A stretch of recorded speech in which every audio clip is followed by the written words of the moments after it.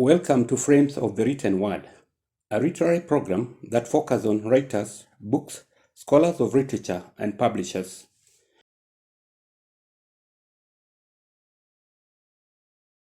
The father of Marxists, Yes. was writing at a time when the society was at a different level. Yeah. And that level was basically we had moved now from slavery Yes. to feudalism. We had moved from slavery to feudalism. Yes. You understand? Yeah. Where now the masters were no longer now forcing slaves, but they were hiring slaves and paying them little to work in their whatever. Okay. What we call now the feudalism. Mm-hmm. So at that time he was trying to do some economic interpretation of how long is this relationship going to endure. Okay. The relationship between the master and the slave, now of which now it was no longer a master, it was the bourgeoisie, and now the proletariat, the worker. Yeah. So that theory now comes to literature. When we see, for example, writers writing, creating a plot where some characters are masters, other characters are proletariats. And then we can see, okay, wait a minute, this character is developing into what maybe Karl Marx was saying. There would be a revolution against the bourgeoisie. So when we see a writer trying to develop a character, like in The Man of the People? Exactly. Characters who want now to overtake. All they create characters whereby now the bourgeoisie continues to amass wealth and try to maximize profit. That's now capitalism. Then we start now seeing the ideology of Karl Marx in that text. And because of that now, that is where now we bring in the theory. Whereas that theory is not only literary, it is used also in economics and in development and in many other things. The writer in Africa, there's a time the writer was respected, especially the first African writers, because of the role they played in the liberation struggle. Somebody compared the writer with the politician, that they did the same thing in terms of liberating their people. Do you think the contemporary writer still has that respect from the community and influence? No, things have changed. Okay. Yeah, we are no longer in that. And the 21st century has come with a very big transformation and change of things. The 20th century, which is just a few years ago, I think 24 years after we crossed to the 21st century, it has come with a boom of technology and new generation. And this new generation is the consumer, because any work of literature, the success of any work of literature, any work of art, depends on the consumers. So we cannot say they are not respected. What we can say is that they could be the forms of expression, which is the novel, the poem, the play, the whatever, is not consumable to the current In generation. fact, somebody said that in the near future, the novel form of literature will disappear. That what will remain is autobiographies. Actually, now we are moving away from fiction to what we call self-help books. So now people are saying, now why should I read fiction when I can read a self-help text? So we are going now to non-fiction. So literature, the way people, whatever we write, will now be dictated by the demand, according to you. It is dictated by the demand. Just like we have newspapers nowadays, people don't buy newspapers. They don't, because newspapers no longer carry news. They cannot carry news. What they carry are news pictures. There's somebody who said that there are some authors who write just like journalists, that they are not creative, that their style is just journalism.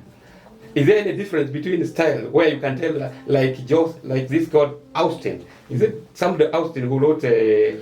Don't even go very far. Yeah. If you remember the one this satirist Mutai, who used to write for Nation. For Nation. Yes, I remember him. Was Wahome Mutai. Wahome, yeah. Wahome Mutai has a novel. Yes. You know that. 3 Days on the Cross. Yes. Yeah. Yeah. And I remember when we were invited to analyze that particular novel. Yes. And I was told by my professor, no, this is not literature. Yeah. Yeah. Understand? Yeah. And anyway, it was Professor Ilieva, basically, from University. Who noted that? No, she never accepted that is a work of literature. There's also a writer who is called Tom Wolfe. He was accused Tom Wolfe, so, of writing journalism. But you see, if we go by the rules of literary canons, yes. So the question would be, what is a literary canon? All right. And what standards do we use to determine that this work of literature should be included in the canon? Yeah. The answer is this.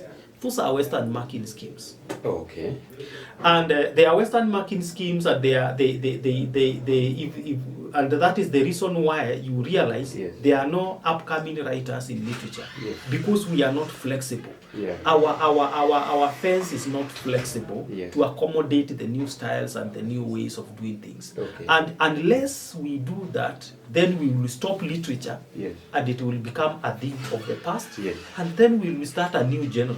Okay. And we'll have now fenced the canon and say now the canon went away with the 20th century. Yeah. And therefore 21st century, no work fits into the literary canon. Okay. Inflexibility is what actually will kill literature. All right. So as you noted earlier, teaching of literature and English in secondary school is very important. So are there ways you can collaborate with teachers in secondary school and new scholars now in order to improve what is taking place in secondary school? Maybe sometimes you guide them.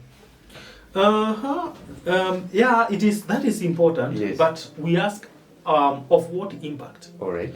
Because English and literature is just one subject in high school. Yeah. And it is classified as an art, so social science, with also humanities. And the way we have learned to do in our high schools, we don't teach our children at high school to value any other thing like science. Yes. And that has been our problem. Okay. To try to glorify science. Yes, even during our time. Over other subjects. So, because of that, I don't think we may have a lot of impact trying to pump all that effort into secondary schools. Yes. But it can work if that effort is pumped now at a higher education level. Okay. Yeah. But there is need for you maybe to hold workshops maybe where you engage with teachers in secondary school. Yeah, of course. Of course, those workshops are important. Those workshops are important, and you remember that's why they have a lot of part, especially when it comes to these cultural events that are organized nationally. Yeah. So it may work. Yeah. But the influence might not be there. Okay. Because after you have equipped them, where are they going to?